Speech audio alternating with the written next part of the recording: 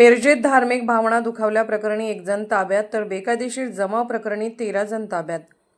मिरजेत धार्मिक भावना दुखावल्याप्रकरणी एका आरोपीला ताब्यात घेण्यात आलं आहे, तर बेकायदेशीर जमाव जमवल्याप्रकरणी दुसऱ्या गटातील 13 संशयितांना ताब्यात घेण्यात आलं आहे। तसेच सोशल मीडियावर आक्षेपार्ह मेसेज टाकणाऱ्यांच्यावर सुद्धा कारवाई होणार आहे, अशी माहिती पोलीस अधीक्षक संदीप घुगे यांनी दिली आहे। पोलीस अधीक्षक कार्यालयामध्ये शांतता कमिटीची बैठक घेण्यात आली। त्यानंतर पोलीस अधीक्षक संदीप घुगे हे प्रसार माध्यमांशी बोलत होते। आमदार सुरेश खाडे, आमदार इद्रिस नायकवडी, अपर पोलीस अधीक्षक कल्पना बारवकर, पोलीस उपाध्यक्ष प्रणिल गिल्डा, मिरज शहर पोलीस निरीक्षक किरण रासकर, सहायक पोलीस निरीक्षक संदीप शिंदे, ज्येष्ठ नेते सुरेश रावटी, अयाज नायकवडी, विकास सूर्यवंशी, नितीन चौगले, राजेश देशमाने, मकरंद देशपांडे, मैनुद्दीन बागवान, राजेश शिंदे, विलास देसाई, मोहन वाटवे, सर्व संघटनेचे पदाधिकारी कार्यकर्ते मोठ्या संख्येने उपस्थित होते।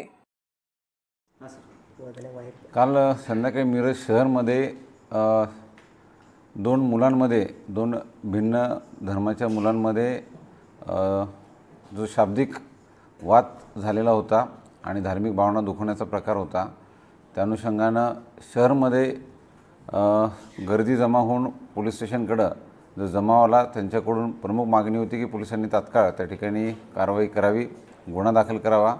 पोलीस प्रशासनाने त्या ठिकाणी कारवाई पण केलेली आहे। गुन्हा दाखल करून जो आरोपी आहे त्या आरोपीलाही ताब्यात घेतलं आणि पुढील कायदेशीर कारवाई केलेली आहे। परंतु जो जमाव त्या ठिकाणी पोलीस स्टेशनला जमा झालेला होता, त्या अनुषंगानं 100 ते 150 जणांविरुद्ध पोलिसांनी बेकायदेशीर जमाव एकत्रित आल्यामुळं जमावबंदी आदेशाचं उल्लंघन झालं। या सदराखाली त्या ठिकाणी नवीन गुन्हा दाखल केलेला आहे। त्यातही एकूण आत्तापर्यंत 35 आरोपींची नावं आम्हाला निष्पन्न झाली आहेत आणि साधारणतः 13 आरोपी आम्ही ताब्यात घेतलेले आहेत। माझं सर्व नागरिकांना आपल्या माध्यमातून आव्हान असेल की आपण कुठेही अफवांना बळी पडू नकात आणि आपल्याकडून कोणत्याही स्वरूपाच्या अफवा पसरू नकात। जिल्हा पोलीस प्रशासनाला त्या ठिकाणी सहकार्य करा। कोणताही अनुचित प्रकार शहरामध्ये आम्ही होऊ देणार नाहीत। त्यासाठी पोलीस प्रशासन सज्ज आहे। योग्य तो बंदोबस्तही तैनात करण्यात आलेला आहे आणि पुढील कायदेशीर कारवाई आमच्याकडून चालू आहे।